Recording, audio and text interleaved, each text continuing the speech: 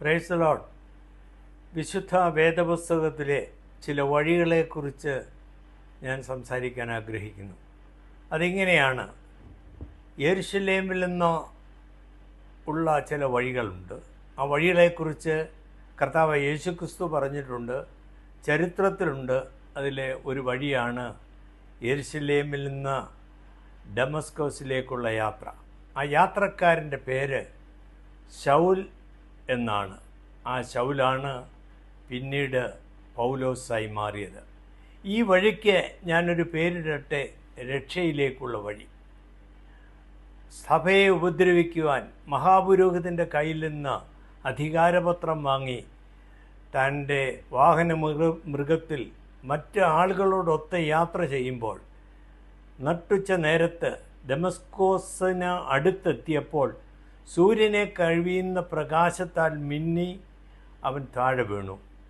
ശൗലേ ശൗലേ, നീ എന്നെ ഉപദ്രവിക്കുന്നത് എന്ത് എന്ന അർത്ഥത്തിൽ അവനൊരു ശബ്ദം കേട്ടു. ഇത് മനസ്സിലാക്കുവാൻ അവന് പ്രയാസം തോന്നി. നീ ആരാണ് കർത്താവേ എന്ന് ചോദിച്ച അവനുള്ള മറുപടി യേശുക്രിസ്തുവിൻ്റെ പ്രത്യക്ഷതയായിരുന്നു. ഈ പ്രത്യക്ഷതയിൽ സഭയെ ഇല്ലാതാക്കുവാൻ പോയവൻ ക്രിസ്തു ശിഷ്യനായി തീർന്നു. ജീവിതയാത്രയുടെ രംഗങ്ങളിൽ വഴിതെറ്റി സഞ്ചരിക്കുന്ന ആരെങ്കിലും ഈ സന്ദേശം കേൾക്കുന്നുവെങ്കിൽ നിങ്ങളോട് സംസാരിക്കുന്ന ഒരു ദൈവശബ്ദമുണ്ട്.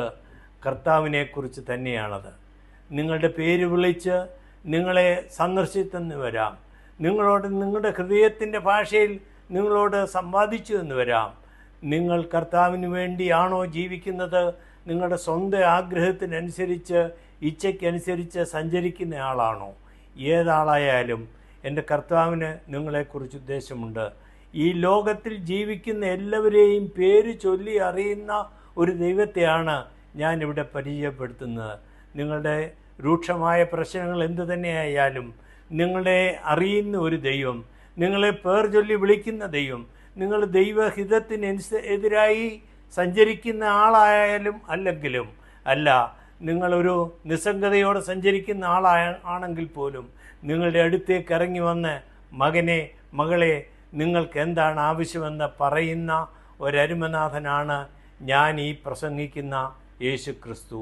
നിൻ്റെ പ്രശ്നങ്ങളുടെ നടുവിൽ ഇറങ്ങി വന്ന് നിന്നോട് ചേർന്ന് നിൻ്റെ ആവശ്യങ്ങളെ അറിഞ്ഞ് നിന്നെ സഹായിപ്പാൻ കരുത്തനായ ഒരു കർത്താവാണ് ഈ കർത്താവ്. ഈ കർത്താവിനെ അംഗീകരിക്കുന്നുവെങ്കിൽ നിങ്ങളുടെ പ്രശ്നങ്ങൾക്ക് പരിഹാരം ലഭിക്കും. ഇത് ശൗലെന്ന് പറയുന്ന ചെറുപ്പക്കാരന് വന്ന മാനസാന്തരമാണ്. ശൗലിൻ്റെ പേര് മാറി പൗലോസാക്കി. ഈ പൗലോസാണ് ആദിമസഭയിൽ ഏറ്റവും അധികം കർത്താവിന് വേണ്ടി പ്രയോജനപ്പെട്ട ആൾ. ആ റോഡിൽ, ആ ഡമസ്കോസ് ദർശനത്തിൽ നട്ടുച്ച നേരത്ത് തനിക്കുണ്ടായ ദർശനത്തെക്കുറിച്ച് വീണ്ടും പ്രതിപാദിക്കുന്നുണ്ട്.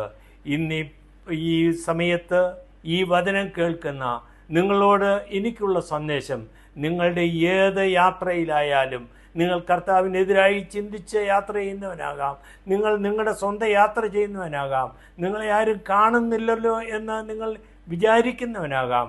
എന്നാൽ അരുമനാഥനായ യേശുക്രിസ്തു നിങ്ങളോട് സംവാദിപ്പാൻ ആഗ്രഹിക്കുന്നു. മകനെ, മകളെ, നിൻ്റെ പ്രശ്നം എന്താണെന്ന് നീ അവനോട് പറയുക. കർത്താവിൻ്റെ വഴി തിരഞ്ഞെടുക്കുക. ആ കർത്താവിൽ ആശ്രയിക്കുക. നിന്നെ മുമ്പോട്ട് നയിക്കുവാൻ, മുമ്പോട്ട് നടത്തുവാൻ പ്രാപ്തനായ യേശുക്രിസ്തുവിലേക്ക് വരിക. കർത്താവ് ഈ വചനങ്ങളാൽ നിങ്ങളെ സഹായിക്കട്ടെ.